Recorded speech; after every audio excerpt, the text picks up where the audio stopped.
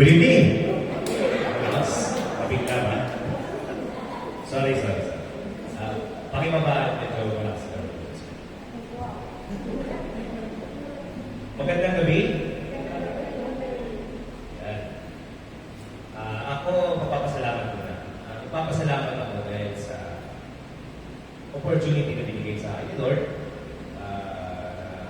maghatid ng kanyang mensahe. So, isang malaking blessing for me speaking in front of you.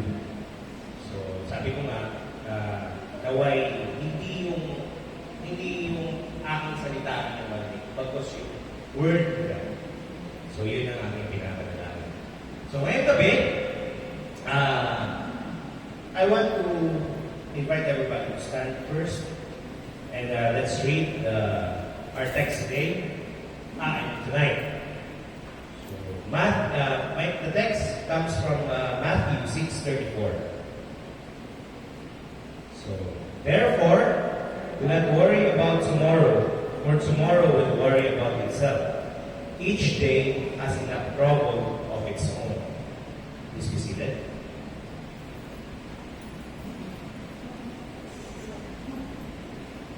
Have you seen the latest news ngayon? Nakita niyo ba yung latest news about COVID? I want to show you a picture about COVID. Muna. So, we can see there, di ba, yung cases of COVID is rising. So, maraming na-infect, maraming nagkakasakit. Next please, next picture. And maraming mga external stressors na everyday ating nararamdaman. Another picture. Ito pa daragdag pa. So, bukod sa pag-spike ng COVID cases, nadagdagan pa yung mga variants. Kasi, tingnan meron ng Alpha, Beta, Delta, Gamma, and P3 variant.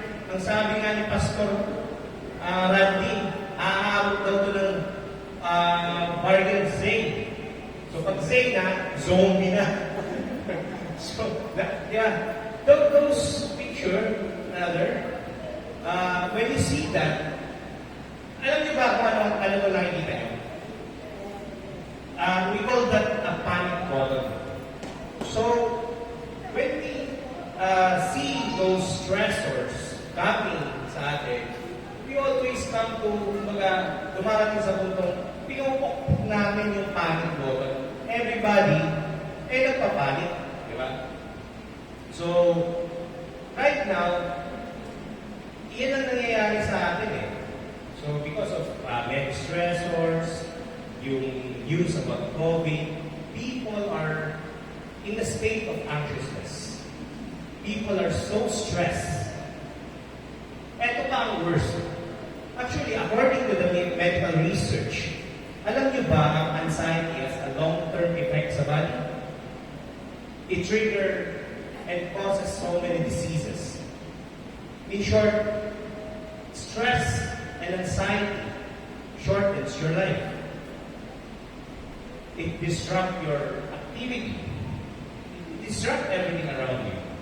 Stress ruins your relationship. How? Sometimes kasi pag stress ng tao, minsan instead na may pag-banding siya sa kanyang anak, wala na siyang gana. Dahil wala na siyang gana, hindi niya pinapansin yung kanyang anak, asawa, and it becomes a way para masira ang relationship. Do you agree? And number 4, stress makes you sad. Stress makes you sad. Ito pa ang isang bagay na bilang sa ating Kristiyano, mas nakaka-apekto. Stress makes your faith gloomy. It affects your faith. So that is somehow very, very dangerous part ng pagiging Christian. In our time today, stress and anxiety is very common. Actually, it is very common. Parang coronavirus na rin ang stress and anxiety. Parang sipon na lang siya nakakahawa. Let me tell you a story. A week ago, I was paying a visit to a close friend of mine. Sabi niya sa akin, bro, alam mo, yung stress and anxiety niya, way back years ago, ikaw lang nakikita ang lugar. Then, sabi niya, hindi mo ba alam na, his wife also undergo such problem. Yung asawa niya, nagka-stress. And I was there, sometimes, kinikwentuhan ko, kino-comfort ko. Sabi ko, mali, okay lang yan. Actually, pinag-agihan ko yan. Then actually, yan ang struggle ko yan. Tapos, naging okay si abu niya, yung wife niya, becomes okay for a few months kasi nagkaroon siya ng medical interventions, nagpagamot. Then, kasi parang yung anxiety is coming from illness. So, naging okay. Then later, siya naman, last week, nung pumunta sa kanya, siya naman yung may anxiety. Sabi ko, parang nakakahawa lang ang anxiety. Pupunta ko dito, yung asawa ko, ngayon ako naman. Sabi ko, hindi naman nakakahawa siya. Because stress is and around siya, everywhere. It is everywhere, yung stress in our life. Well, I'm not going to talk this to you for the reason na ito yung common issues. So, but I want to tell you that, I want to share it to you because several years ago or 1,000 years ago, anxiety and stress is very common. I will be pinpointing some point on how the Bible talks about it. So, as we have read dun sa ating text, nagsabi na si Jesus, di ba? Do not worry. So, ibig sabihin, meron ng stress and anxiety. So, worrying is stress. So, the title of my message today is, how should a Christian or Christian perspective towards anxiety and stress?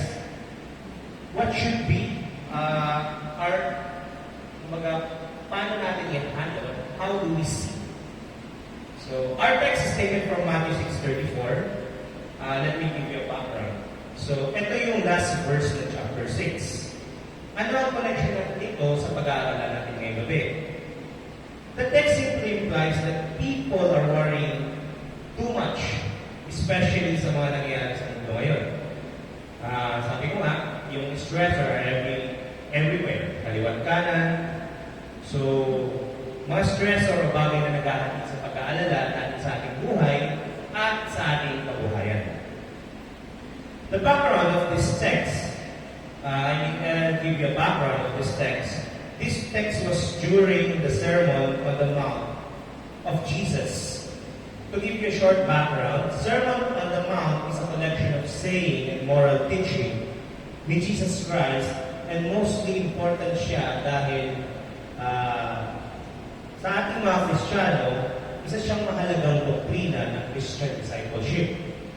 Hindi po lugar yung Sermon on the Mount.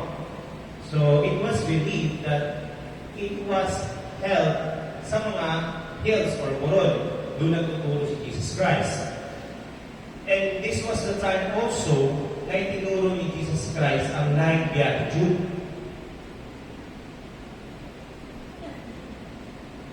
Isa lang nakakala.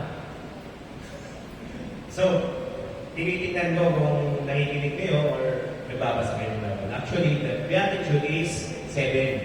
8. 8 po siya. So, it was 8 Beatitude. So, the very question we want to ask, and sama-sama natin alamin ang kasagutan, how should a Christian view worry, stress, or anxiety in life? paano titingnan ang isang Kristyano pag-aalala, ma-stress, o takot sa buhay. Before I give you before I give a 3-point view or my view, 3-point. Some of us will see this text in a 2-point view or 2-point. One is positive and the other one is negative. Well, I won't be citing any examples pagdating sa negative aspect since we are not studying negative things about God because we cannot reduce God into the negative aspect. Kasi kung i-reduce natin si God sa negative, hindi siya God. So, we'll be talking about more on how or in the context of the Bible. But yung negative kasi usually, non-Christian will always believe the word carpe diem. Carpe diem. Sabihin nyo, carpe diem. Carpe diem. Or seize the day. But as sabi ko I will not be dwelling on that negative aspect. So before I start my point, I just want to have a short prayer. Maybe have a short prayer para mas ibukas natin ang ating isipan at puso sa mga i-share sa inyo. So, Panginoon, maraming salamat sa gabi na ito. Ako'y nananalangin upang buksan niyo ang aming puso at isipan. Ihanda niyo po ang aming puso, Panginoon, sa pagtanggap ng iyong salita. Ako'y nagpapasalamat, Panginoon, sa pagkakataon na binigay niyo akong ibahagi ang salita. Ngayon, naway ang iyong gabayan at naway ang inyong salita, ang inyong marinig, at may taas ko ang inyong mahal. Maraming salamat sa ating Diyos. So, point 1. Sorry, magmamadali. So, my point 1 is, it is a command. It is a command. So, if you can see there in verse 34a, kasi natin ko siya in 3-part, it is stated that, do not worry. Let's focus on the word do not. So verse 34a explicitly says, do not worry. This verse was preceded by command in verse 33 when Jesus said, seek ye first the kingdom of God. So verse 34 simply means that Jesus has commanded us not to worry. So kung papansinin natin, it is a general order from Jesus Christ. Do not worry. So when you said it is a command, it is something that we should follow. When a command is given, the one who is receiving the command must obey. Diba? Tama. Halimbawa, sinabi ko, huwag kang upo. Directly sa'yo, hindi ka dapat upo. Because it is a command. Another example, like isang example, halimbawa si Tere, pinuntahan ni Jesus, si Mother Teresa. Sabi ni Jesus, Tere, do not worry. Kaya lang, si Mother Teresa, mas malakas yung kabog ng dibdib niya at ring ng cellphone kasi malamang nandiyan yung already naniningil. Yung landlord naniningil. But, agad, sometimes, pag ganito na yung mga ganong instances, we tend to forget or we tend na hindi na natin naririnig yung command. So, I'll be citing another example. Halimbawa, most of us naman sa atin, may utang, di ba? Sino walang utang dito? Wala. Utang sana kayo. So, pag naniningil na yung bumbay, di ba? Sometimes, nagpapanik na tayo. Tapos, halimbawa, yung asawa mo, bunganga, di ba? Ang ingay-ingay. Diba? dahil wala na kayong pambili ng pagkain o kung ano man.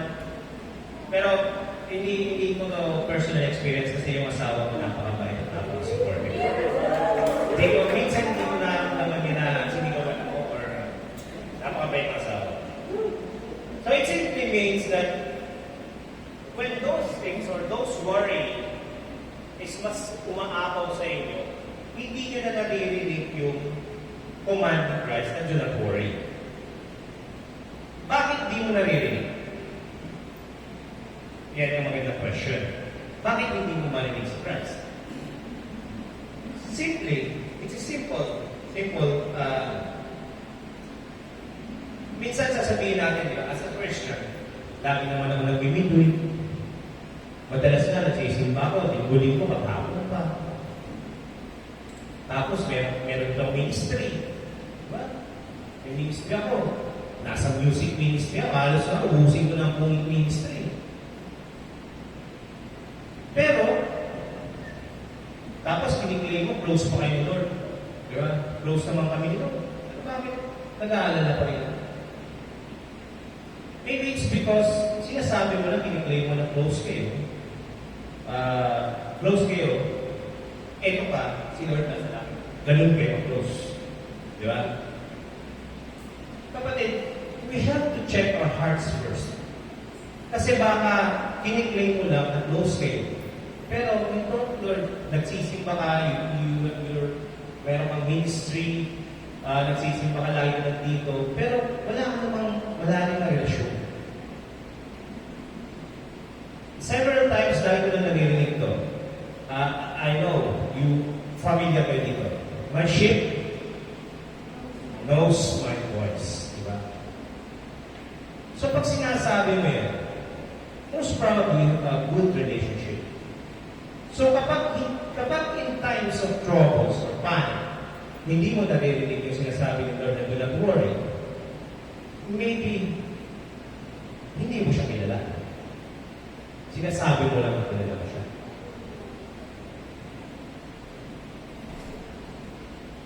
I remember when I was in college, officer ako eh. In ROTC, isang officer. Kapag nagbigay ng command yung O1, yung pinaka mataas na rango, inuulit ito ng mga sunod na mga officers. Kasi sa dami ng mga squad, yung magsalita yung nasa una, hindi mo man maririnig ng dulo. So, inuulit. So, hanggang sa company officer, hanggang sa platoon officer, isipin mo na lang kung hindi mo ulitin yun. Hindi magiging synchronize ang galawan. Di ba? Siyempre, hindi mo naman narinig, nasa dulo ka, hindi mo marinig, hindi mo alam, napatakda na pala, ikaw nakatikas-pay ka pa. Di ba? So, I am simply saying na kung hindi mo naririnig ang Diyos, you have to check your heart. How? How should a Christian check their heart? Siyempre, you have to realize that, am I having a good relationship or deep relationship with God? Paano ka magkakaroon if you're not really or genuinely praying? You're not genuinely reading the Bible. Number 3, you're not genuinely going to church. And you're not having this genuine heart na having a life group or you don't have a genuine relationship doon sa mga ministry members. Diba? Simple lang, sasabi ko.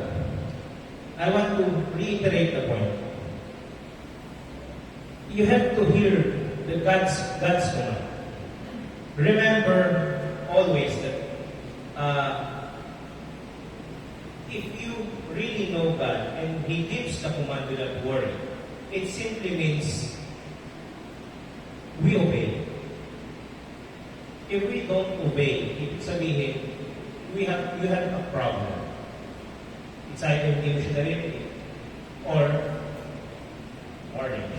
Okay, point number 2, bilisan mo na. So, in another, point number 2, it signifies God's care. So, in another translation, it says, So do not worry about tomorrow, for tomorrow will care about itself. So I want you to focus on the word care. Jesus said, tomorrow will care for itself. Tanong, who owns tomorrow? Si God, di ba? Ikaw, if ikaw yun, you take care of it. If you know it's God, then let God take care of it. We have this worldly principle, yes, sira-sira. But as a Christian, we should live this in the words, not in words care, but in the hands of God. Christians should keep their faith. If God cared in verse 30, if God cares in the lesser thing, aren't you much more important than lesser things? Diba? Alam niyo kapatid, we should surrender our worrying to God, leaving it in the God's care in exchange to have a stronger faith. May kasabihan tayo, pag takot ang tumaas, ang faith natin bumababa. But if our faith increases, our fear decreases. Point number 3. Mamadali ako masyado. Ako lahat ang tinatamaan ng anxiety. Stress out. So, sorry. Actually, the point number 3, we have to remember always that everything is in God's control.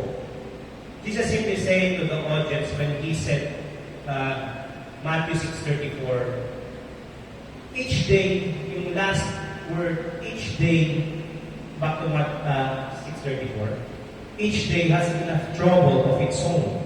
So, ibig sabihin enough. Let's focus on the word enough. Enough means limit. So, naglagay ng limit si Lord.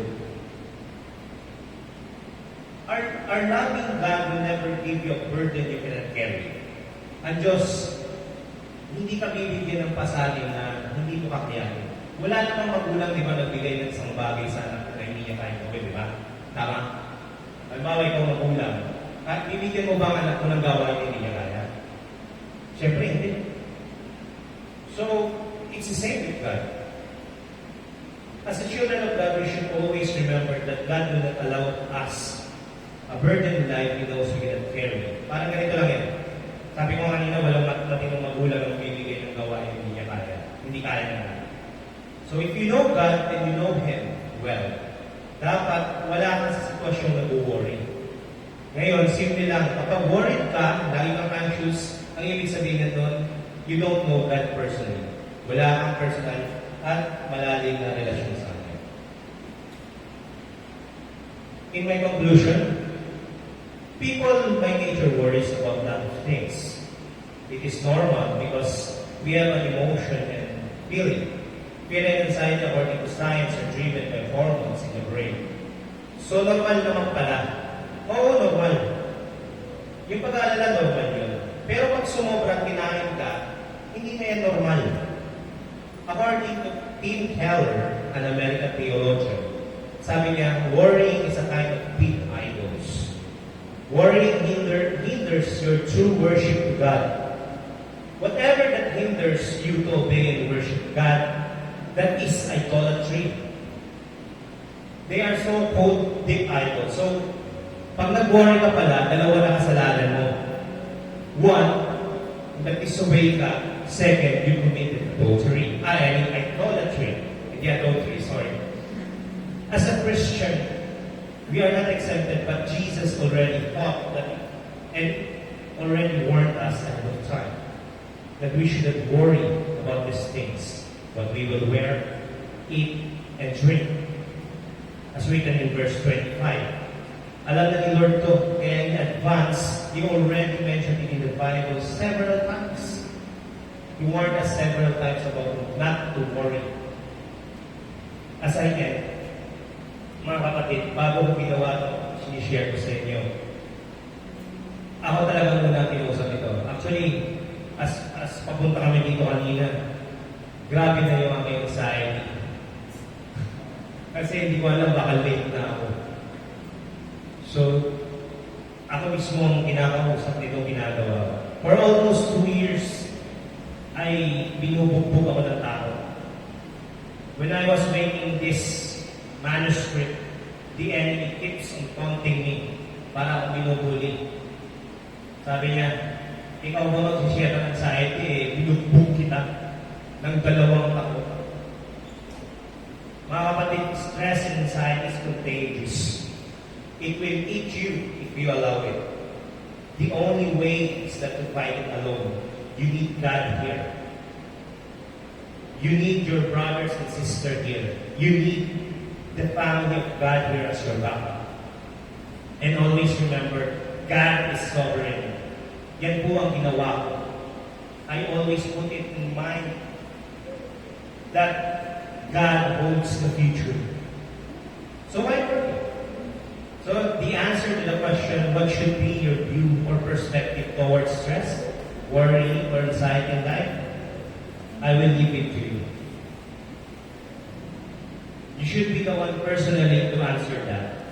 If you truly believe that God is over your worries, mga kapatid, i-share niyo ito. I know lots of people ay may mga stress and anxiety in life. Let him know the 3C approach of anxiety. Bless them tonight before you sleep. Tell them what are the 3Cs. 1, it is a command. Second, it is in God's care. And finally, third, it is within the God's control. So, thank you. So, before I pray, I just want to share to you, last week, I made a poem, and I hope you can see that. Let me read that to you. I am afraid.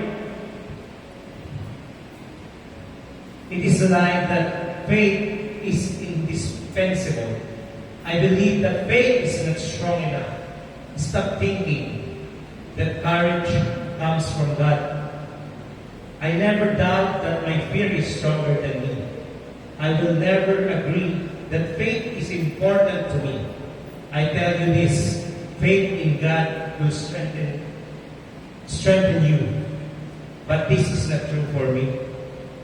This is a world that is full of fear. You are ridiculous when you think faith can defeat fear. I would like to say that faith is just an imagination.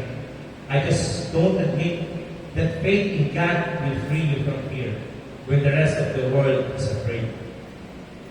I just want you to read that pataas. Please read. When the rest of the world is afraid, faith in God will free you from fear.